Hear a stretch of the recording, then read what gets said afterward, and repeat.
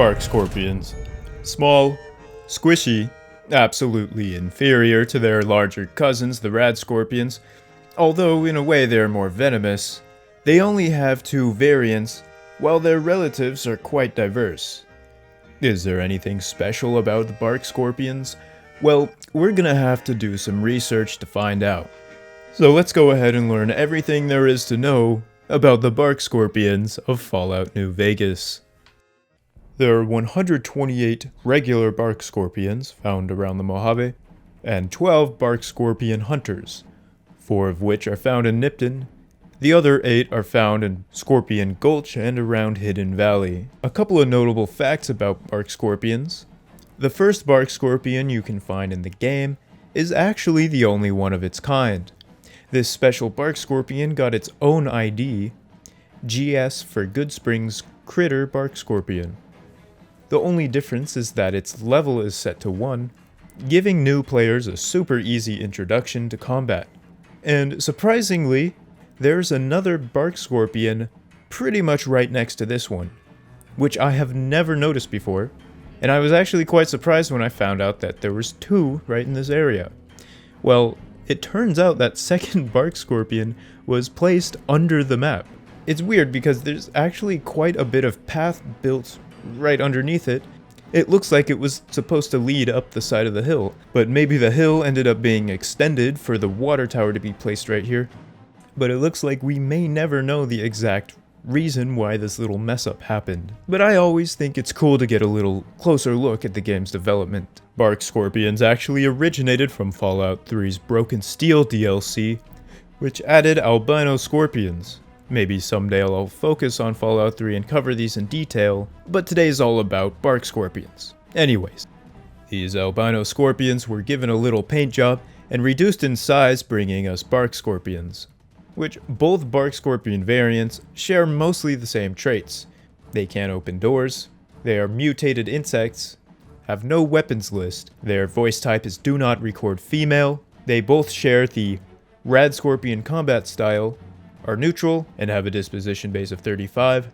The only difference is that regular bark scorpions will pull from the Bark Scorpion 100 list, while hunters will pull from the Bark Scorpion Hunter 100 list. This means regular bark scorpions can spawn up to 1 bark scorpion poison gland in their inventory, while hunters can spawn 2.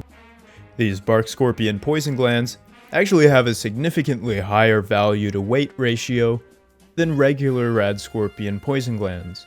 At a value of 35 and a weight of 1, they're actually going to be a better source of income than your standard rad scorpions. At a campfire, they can be used to craft Bleak Venom, Mother Darkness, and Silver Sting. Getting into bark scorpion stats, both bark scorpions and bark scorpion hunters share mostly the same stats. They both have all the same special, with a strength of 5, 3 perception, 4 endurance, 2 charisma, 4 intelligence, 5 agility, and 6 luck. They both have a critical chance of 6, 2 melee damage, 3 unarmed damage, 15 poison resistance, 6 radiation resistance, as well as 50 combat skill, 20 health, and the only difference they have in stats, bark scorpions will do 25 damage, while bark scorpion hunters do 30.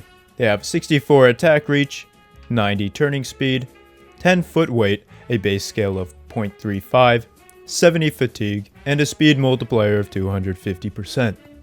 Both regular bark scorpions and hunters are in the Creature faction, Creature Hit Scorpion, and the Rad Scorpion faction. They both share the same AI data, they are very aggressive, have a full hardy confidence level, and they help allies. They have a neutral mood, 90 energy, and 50 responsibility. The only difference between the two variants are that regular bark scorpions have an aggro radius of 500, while bark scorpion hunters have 800.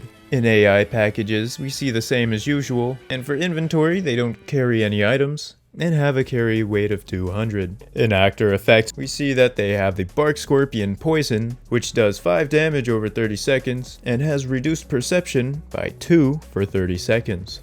They also have the Bark Scorpion DT, which gives them 2 damage threshold. They share the same blood data as Rad Scorpions, And here are some of the sounds that bark scorpions make.